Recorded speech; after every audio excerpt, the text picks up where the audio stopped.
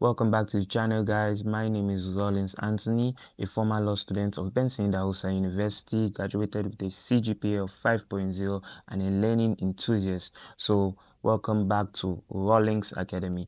So today I'm going to talk about a learning technique that can help you double your learning capacity, your learning retention, and your recall. Some research into this learning technique has shown that this technique is able to improve your recall, your retention up to 200, 400, and 600%. Although those are just numbers, the learning technique is vital to information retention.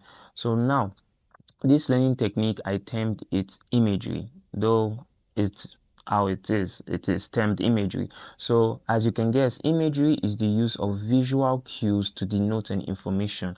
That or is the conceptualization of an information in an image format.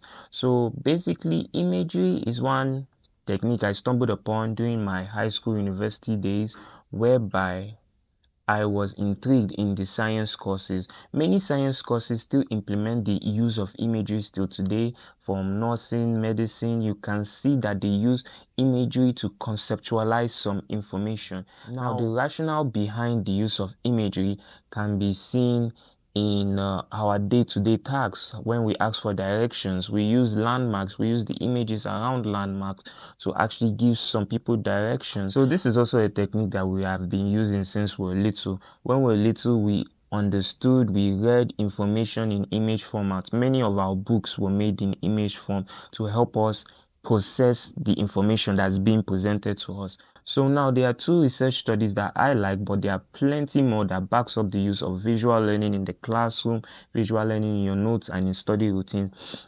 The first study that I would like to talk about is the dual processing theory.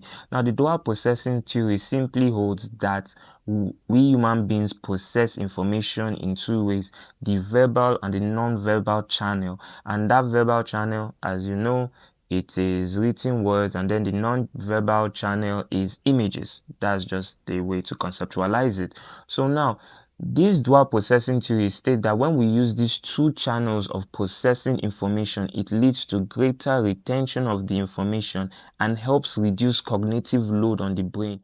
The second study is called the concrete effect, and the concrete effect simply states that texts invoke images.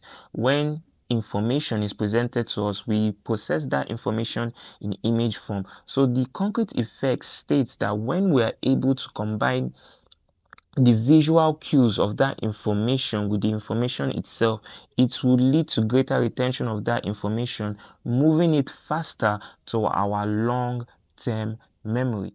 Now I'm going to use some examples to show you how to implement imagery in your study routine. So firstly, we're going to learn about the negative habits that affect the brain, just 5, but there are more. Firstly, number 1, not eating properly. Number 2, negative self-talk. Number 3, not moving your body. 4, being around negative people. 5, dirty environment. So we are going to add number 4 and number 2 together. That is negative self-talk and being around negative people.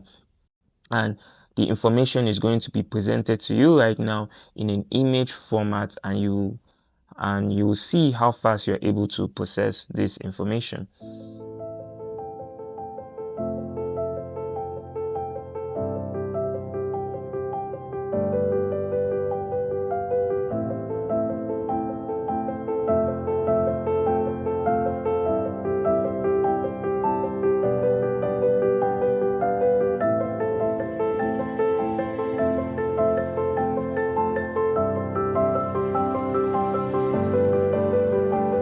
As a law student, I really implemented the use of imagery in the remembrance of my cases.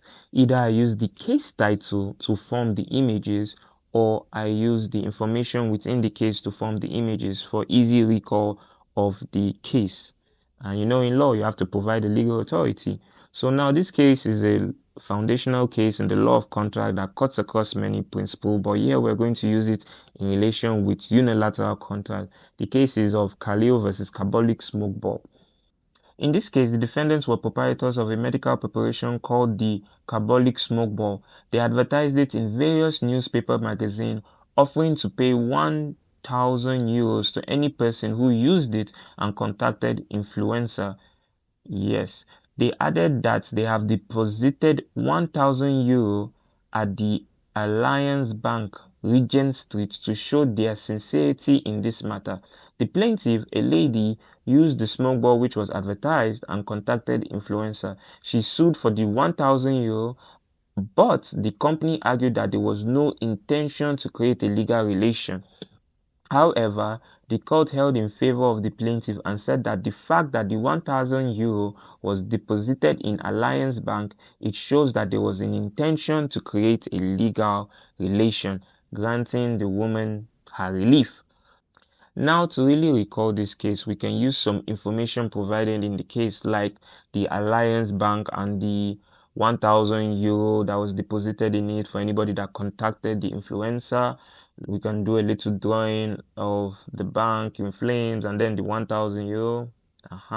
Or another one, you could draw two people in a, like they said, there was no intention to create a legal relation. You could draw two people like in a business transaction with each other selling smoke balls. That's the fun part of this method.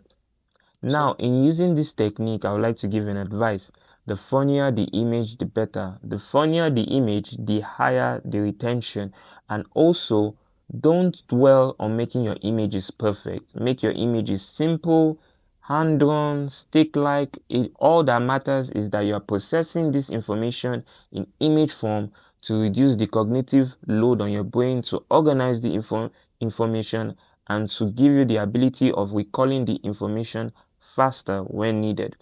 That's all for now. See you on the next video. And if you're a fan of learning and productivity like I am, you can follow me on my blog Raw Productivity, where I post productivity facts to help you improve your overall productivity. I also have a mentorship on that site whereby you can reach out to me. We can work on your learning, your productivity, and get you closer to your best self.